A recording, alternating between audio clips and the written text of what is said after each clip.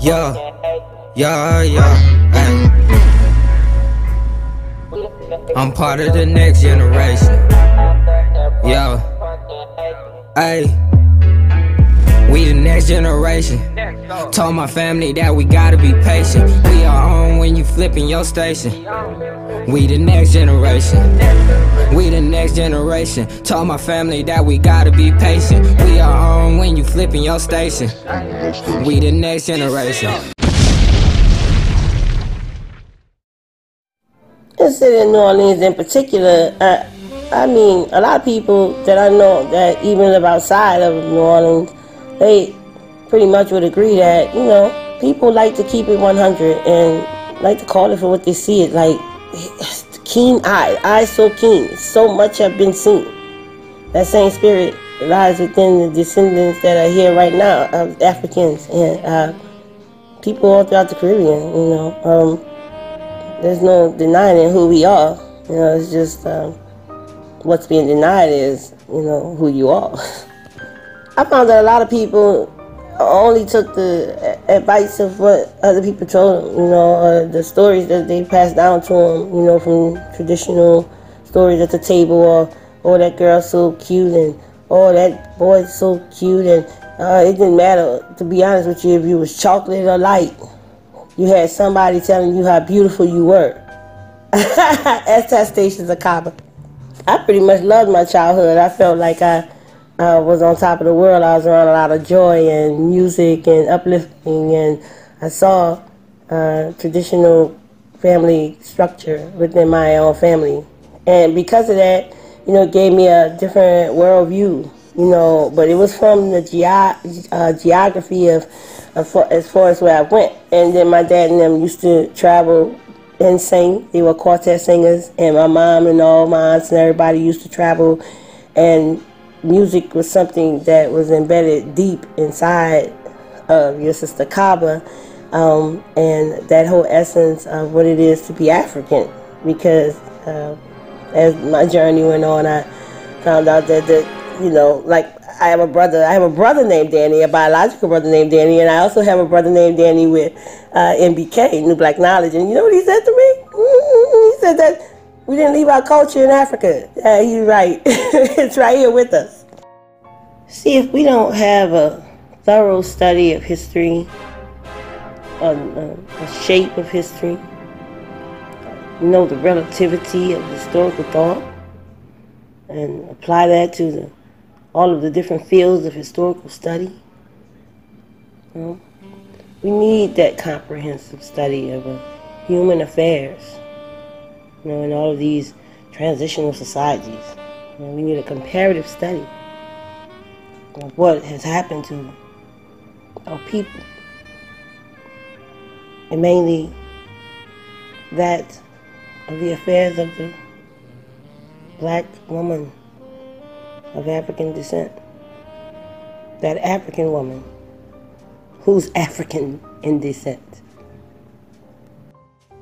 What I would like my sisters to understand is that if there's a natural reason for there to be a natural amount of time before a situation naturally occurs, if you know that all of the information you've been taught coming up in physical education and all of these different classes about health ed, and they tell you women they have a menses, and then one day, you know, when you're really young still, well, you should be going through this flow because you're going to be bringing forth life and all that, you're telling me that you don't have one. What happened to your menses, love? It became irregular? Okay, it became irregular. All right. Oh, it's no longer there? You haven't seen it in months? Really? You think that's a wonderful thing. Okay. Where's that blood going? And see, and then they don't think about the consequences, you know, of these natural situations. When is it going to come out? How is it coming out? Oh, it's being broken up into this or that. Oh, really? Well, our sisters are suffering with fibrocystic, amongst the other chemical additives they constantly toxins they constantly put into the body each and every day. So the blood, then one day they say, oh, I got hard cramps. Because I don't have a cycle. Last time I saw a cycle was 6-7 months ago. Oh, it's hurt. And you go in and you got clots all in you. So you have to try to find a way to get all of this release up out of you. Because it's in you. Right? Because something's been trying to stop you from bringing forth the new life. When did it ever become we don't give life? I mean, if life just stopped becoming forth, then what's going to happen? Y'all already know, huh? Everybody that was before not here. So who's going to be left? See, that's the thing. Who'll be left? That's the thing we're talking about. We're talking about how ignorant we are to understand. And then some of us have been in the situation so much dealing with all these different things. I'm not gonna get pregnant.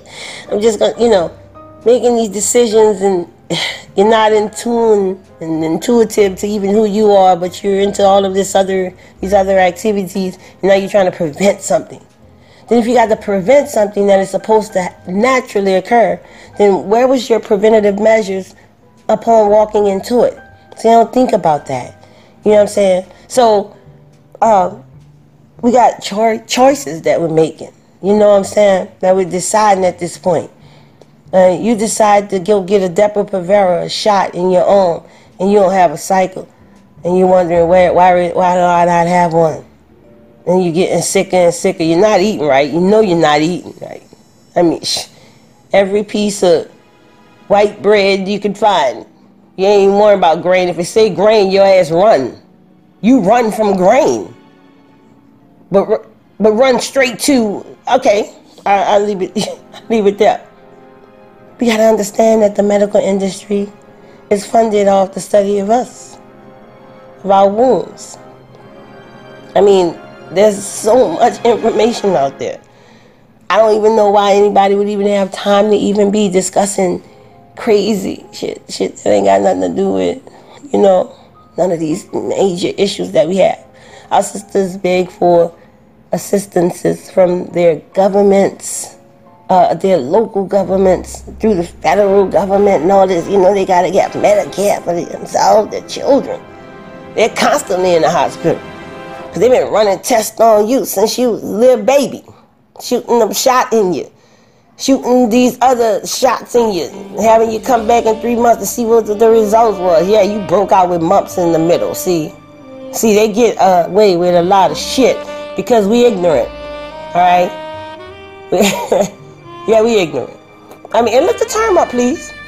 Don't just think that Ka Ba throwing no terms out there. There's a term called ignorant.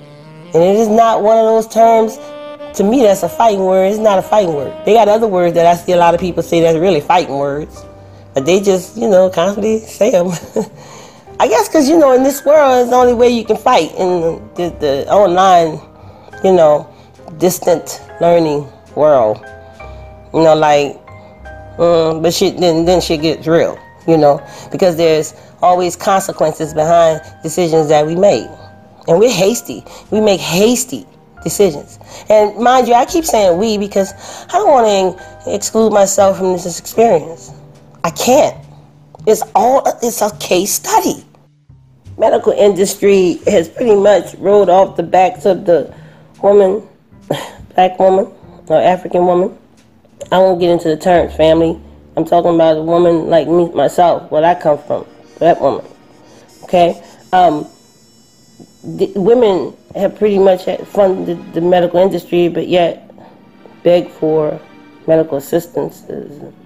That's because everything has been created to destroy her womb, destroy life, destroy the formulation of the concept of life in particular.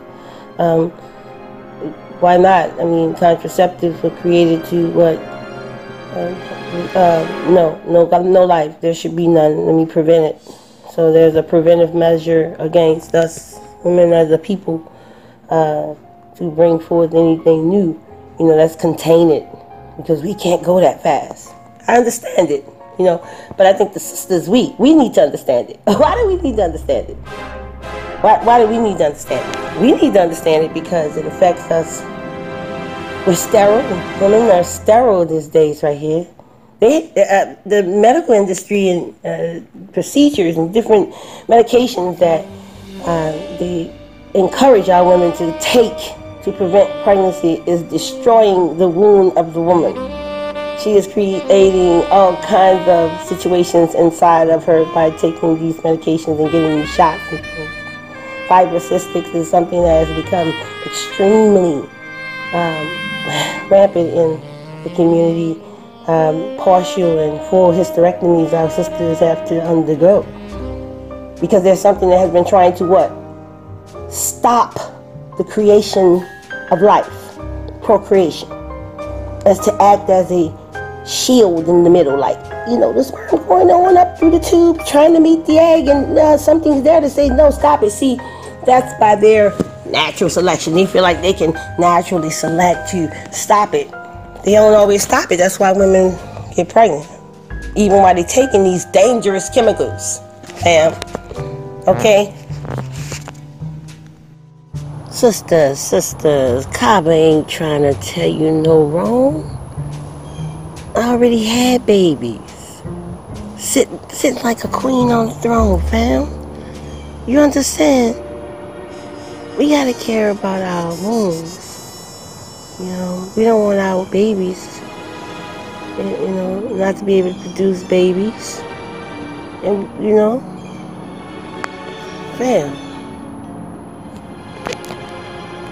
become observant of the things that's happening around us that's affecting us. This is in its human essence, you know?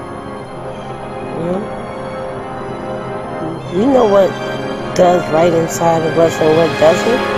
This isn't a health class or anything like that. You know what I'm saying? I'm not trying to come in here as a health teacher and all. I'm trying to tell you about holistic health. How about that? You know, the same health they teach you in school, in physical ed and sex ed.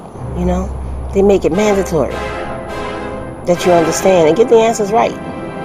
So then you grow up and neglect everything that you had to get right in school by learning about it. You know, we gotta care, because no one else will, fam. Look it up. I challenge you to look it up.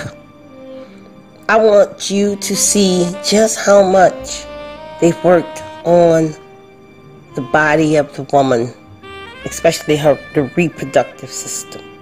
You learn even in these secondary schools all throughout your American history schooling you learn about the reproductive system. They show it to you in their books, right?